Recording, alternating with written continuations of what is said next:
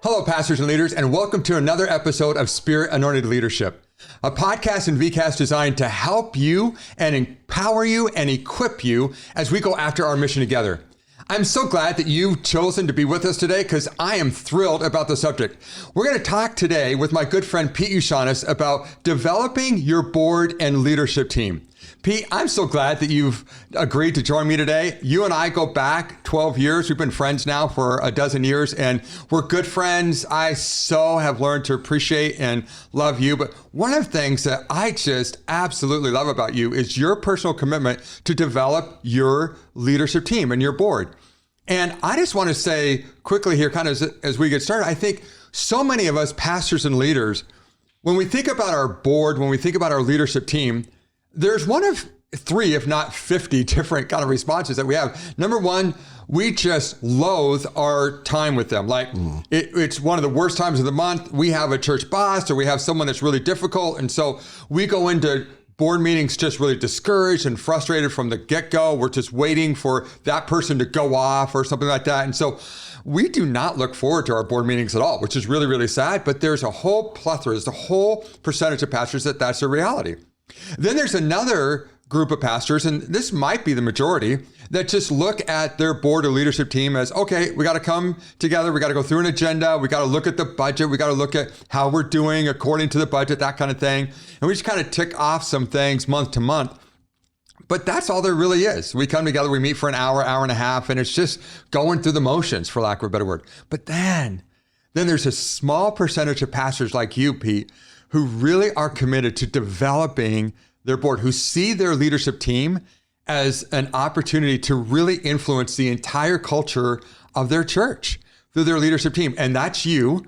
And I'm so delighted that that's your mindset and your heart. And it rings true with mine as well. But let's talk a little bit for people who haven't had the privilege of getting to know you as I have. Why don't you give us a sense of your story, a little bit of your background? Because it's a bit unique. I think it's cool. It's a bit unique.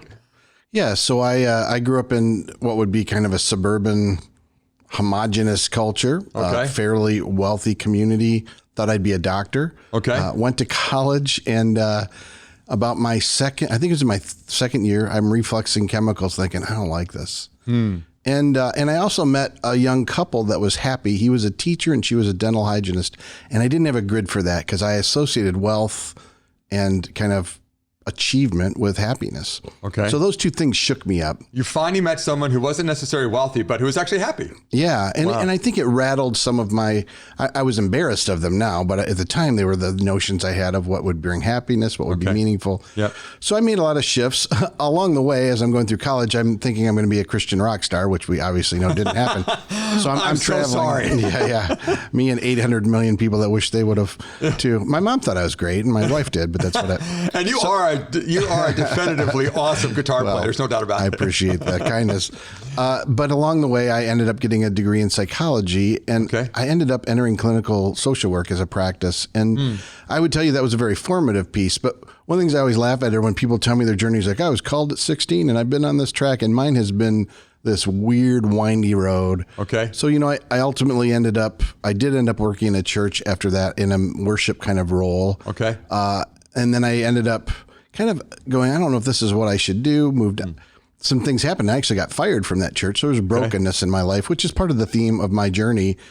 I think a lot of my growth has come through difficulty, not through ease. Yes. And then I ended up in Spring Lake, which is where I am now at All Shores, and I've carried multiple roles there. Even the movement into what we'd kind of say is a lead pastor role has been a odd and winding road. Wow. So that would be a simple piece of my journey. There's lots more, but yeah. And so one of the things that I think is just, again, unique about you is your commitment to developing your leadership team and your board. And what's interesting is that, again, you are a great leader. You're not someone who I would say is like Mr. Corporate. That's not, you're an artist. You are a wonderful artist who takes that artistry into being a senior pastor. And it's a phenomenally awesome thing to watch from my perspective. Thank you. But I'm interested. How did you first kind of get bit with this bug of, I need to develop my leadership team. I need to develop my board. How did you come to that? What did God use to Yeah, I'm going to say that to you. Yeah. So, I mean, some of those things were shaped in formative years. I think I'd say each of my career roles have been some of that. When you're working as a social worker in a clinical role, you're looking at the whole family system, asking, how do I help people work through issues? How's this dynamic working? So that's one facet. Okay. When I got into the life of the church, one of my early mentors, Jackson Crum, always talked to us about who you're dreaming for. Everything was about developing people. Dennis Jackson, who had both been a mentor before and then was my senior pastor at All Shores, that was his passion, was developing. So I think those things were infused, is what I'd say in a simple way, along the journey. Okay. So talk to me about how has leadership development of your board and leadership team, has it morphed at all through the years? And if so, what does that look like? Yeah, I think significantly it has. Hopefully I could look back and say I learned things when Dennis was leading. When I began to lead, there was an evolution, kind of a growth trajectory. So there are things that change. I can remember defining pieces like we had decided we wanted to expand the seating in our worship space. And one of my early commitments was, how can I cultivate the board making this decision together? And I took 3 months to do it rather than one time, so that they had time to process and have ownership. Wow. So that was a learning. That was just a piece. And I'd say of all that, the most significant shift, though, I think happened, it was before COVID started. I was beginning to have, a discontent. Okay. A holy discontent. Yeah, I think it really was. And for me, it was that even when I'm sitting with a group and teaching or training, like what we do much with programmatic pieces that we do, there's programmatic growth and help, but the personal investment and reproducibility, I was feeling the gap of that, both in our church and maybe in my own judgment, kind of overall in the church. So I'd been part of several cohorts, just some things were ruminating and rumbling. Okay. And at least in our context, I had felt like we're leading things we're not living. That was kind of an overall things picture. We're not living. Yeah. So we're kind of hoping the program will do it. And we had pieces like, are you having a quiet time? Or do you have a one life? But what I began to discover is, and through some things I was learning, asking questions, was, well, a one life meant I have somebody, like maybe it's a second cousin or a friend that I pray for, but I'm not really engaged in their life. And then at the same time, I was discovering being alone with the Lord is spoken more than it's actually done. Wow. And so what happened when COVID hit was I had the opportunity to get with board members more often because you start using Zoom. Yes. And I don't really know why, other than I was having this rumbling at the same time about, if we're not reproducing this, what good is it? I want the programs to reflect the life. Wow. So I want to live it, and then I want programs to come out of it. It's not to say the programmatic pieces aren't important. Sure. But I think what it left me to was I have a board of people that I'm entrusted with, and I really haven't discipled them well or developed them well. I've done the things that I've trained, but I hadn't taken it to the next step. And that was a pretty defining piece. Wow.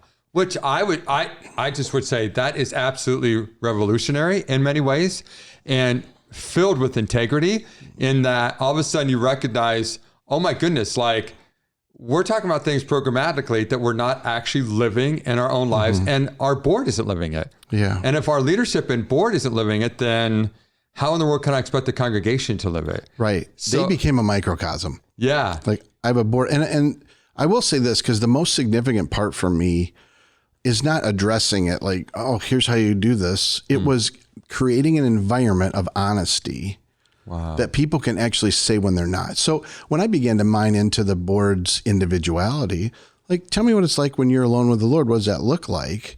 And find out, well, one's a third generation pastor's kid. When he opens the Bible, all he hears is you're lame. You need to do better. Wow. So imagine that's one journey. I've got other people who they have a few practices they've learned from things we've taught, but they don't know how to put all that together or make time, or they're exhausted. And suddenly, if you don't, and I have people that go, a staff, for example, that say, I don't even want to do this. So if you can't create an honesty, you can't address what's going on. So early on, I tried to really emphasize, you can tell me if it's not going well. You can tell me if you don't even like this. You can tell me if it's impossible. And when we got into reaching out to people, it got much scarier for them. Wow. So that was a bigger area. How do we cultivate honesty so we can actually help each other? Then how do we pretend, or how do we say we're doing things that we're not?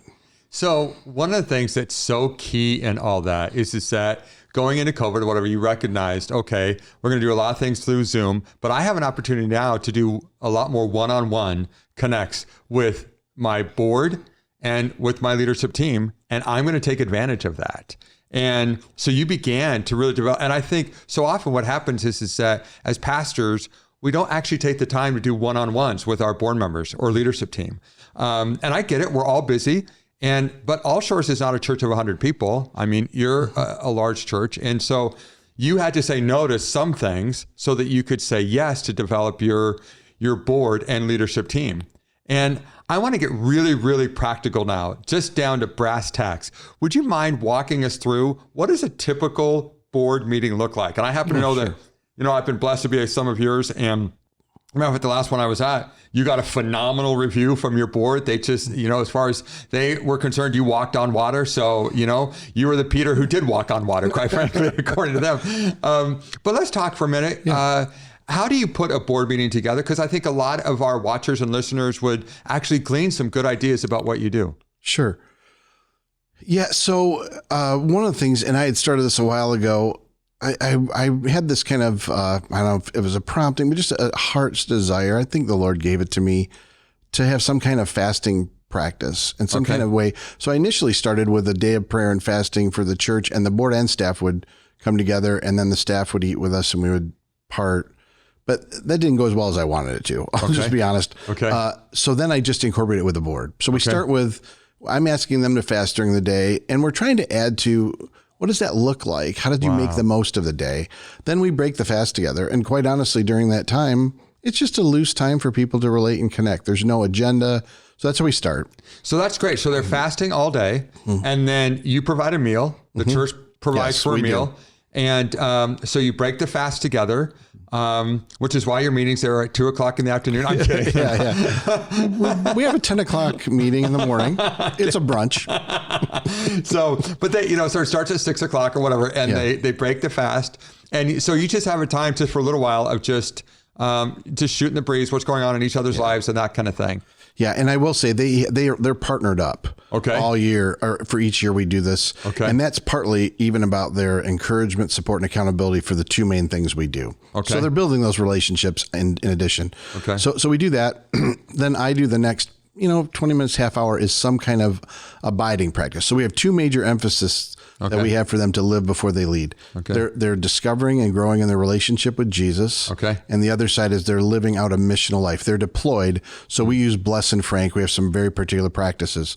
So bless and frank. Yeah. And so you want me to explain those? Yeah. So and by the way, there's a card that I've got right here you can get from Pete, and this is the bless and the frank card. Yeah. And the abiding. They're both on there. Yeah. And I stole that from that board meeting that night. Just so cool. But go ahead, talk about that. So bless are 5 practices. We didn't invent this. And I did this through a cohort that I was part of, and actually I'm going to lead some other ones like this. But so bless is you begin with prayer. This is as it relates to the people you're reaching out to. L is learning to listen, and it's listen to know, not listen to reply or rebut or rebuke. Then third one is E is eating together. It's getting time with those people you're loving and reach out to. S is to serve, and that can be you serve them or they serve you. Okay. I have had a situation where my neighbor is annoyed by how much weeds I have in the back of my yard, and he wants to help. So I can ask him to help me, and it's actually, he's both helping me achieve, and it's a way to connect. And so, but you can also serve them. And last one's share your story. Okay. And we talk about that in smaller pockets. You're sharing the overall gospel story. But when I'm talking to somebody who's far from God, it might be it could be a 60-year-old man telling me about some struggles where he doesn't love his wife very well. And I can share how I've needed God's help to do that. So you're looking at places. Okay. So anyway, there's those things. And basically we do some time on the abiding side and some time on the bless and frank side. So we're looking at their missional life and at their internal world. And frank is a way to think about your relational world. There are friends, relatives, acquaintances, neighbors, and coworkers. Okay. And then for the staff, I use community because our coworkers are each other. Right. But we have engagements. And by the way, all those will be in the show notes for people so they can have the bless and the Frank. That'll be great. Yeah. And what we found is... But you go over that at each board meeting. And so we have a continuum. How are you abiding in Christ? We use a continuum. Okay. So they measure themselves. This is where I am, and what would it look like to move 1 degree? Okay. And the partnerships allow them place to interact over it.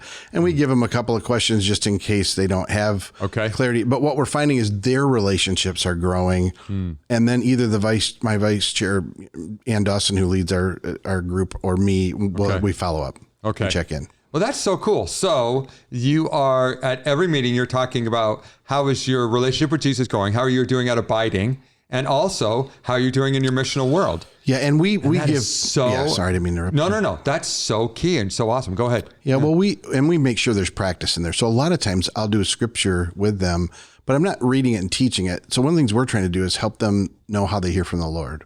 So we do a lot of slow reading of it, repetitious reading, almost like a lectio, but not, it's a little modified. So what happens, I'm finding when I do that in a larger group, is as they share. So we'll read the passage and say, well, what do you sense? Do you sense anything? Is there something that grabs your attention or something you wonder about? Sure. And they're learning together. So there's a shared abiding as well as it's a way of coaching, encouraging, and learning. And then we always do some kind of training on their missional life too. Wow. So you're always doing some training on missional life. So as we bring this podcast, 2 more questions. As we bring this podcast and recast to a close today, one of the things that I think is key, a pastor's going to ask, okay, you have dinner together, you have a meal together, then you're going through abiding and bless/Frank together. And they're doing that in their one-on-ones also with, the people that they're going through life with during that year on the board. Then do we do business after that? Like when do you actually get to the business of a board at that point? That's exactly what we do. So it's probably about an hour and a half, about a half hour for each of those things. And then, the agenda is about another hour and a half. Now, that's been modifying for me too. And I would say that's even been through a lot of board feedback. Okay. I've had board members like, why do we have such long agendas? Why don't we focus better? Okay. So it pushes me and our vice chair to look at what matters most. Are there things we're trying to discern? And some of that's even getting clear on our role of our board. We're looking at them as a discerning community. So Amen. What am I asking them to discern? What are they bringing that they need? So we tend to have fewer items on the agenda that we can go into a little more deeply. Okay. Yeah, a leadership discernment community together. Let me ask you this last question. Have there been any unintentional but cool, outcomes as a result? I mean, you went into this to say, I want us to be more authentic. What I love about what you do is very authentic. We're trying to say, Pete Yoshonis wants to live a life of abiding in Christ, and he wants to live a life of a missional life through blessing people and, the people in his life through those Franks, the friends, and, as you related earlier. Yeah. And now I want my board and I want our staff to begin to live that out. Have there been any unintentional, like you didn't think this going into it, but boy, has this been a blessing as a result of doing this? Yeah, that is a great question. There have been lots of them. In fact, so much of it I would say is unintended because I don't think I knew what I was going to do. You kind of step into it. It's not like here's my plan. We're all going to do this.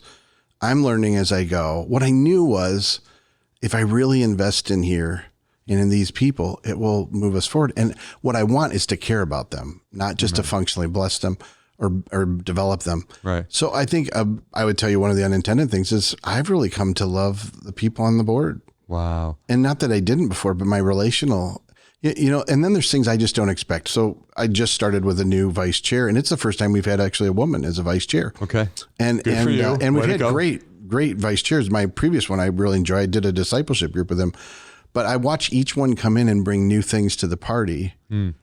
And so that's a learning. I watch how they bring it and I learn. I listen to different board members and they're bringing something that's modifying what we're doing by their just communicating or caring or asking questions. So I think the power of community has been an unexpected benefit. Amen. And I would say I find as I'm trying to pour out, I'm actually getting more support from them. Yes. Not like I did it for that reason, but they seem to be more aware and wanting to help. Amen. So I think those are, and then I would just tell you some of the things I'm learning are that it takes longer. Like these are longer term investments. And I've thought about it even with the missional work that we're all doing, because I have good people that I'm reaching out to and people I've known. two of my frank list, I've probably been relating to for 2 years, and both of them recently have made statements to me I would have never thought they'd make. But I've also wondered, are they ever going to find anything? And one of them said to me, I think I'm on the path and you're going to be the one who lead me to salvation. I'm thinking, he doesn't even use that word. Like, it kind of freaked me out. So I'm learning that the longer investment and the longer relating with the intention to love them, whether they respond or not, seems to be more significant. And I'm both discovering that, and I think when I ask the board questions and other people, I'm learning it. If that makes sense. Yeah, absolutely. So pastors and leaders, I just want to say this to us as we close today, and that is that when I came into this position 12 years ago, one of the things that I picked up on within the first years is that so much rises and falls on Spirit-Anointed leadership. And that comes down to a board and a pastor's relationship with their board. And what Peter just talked to us about is doing that in community together. And I just really want to encourage you, please take steps. Take the show notes, take the things that are there, and take steps towards doing life together and become a leadership discernment community together. Please do that. Your church will be blessed and you'll be blessed. They'll serve you, they'll love you better, and you'll love them better. And you'll just have so much more joy doing it. So thanks again for joining us for this episode of Spirit-Anointed Leadership. Hey, please do me a favor, would you? Would you please share this with other people? Would you please subscribe and make sure that you rate us? That will be really, really helpful for us. And finally, give us ideas, give us suggestions. We'd love to hear from you about how we can serve you better. This podcast and VCast is for you, it's not for us. So tell us how we can serve you better. Thanks so much for joining us today. Have an awesome day.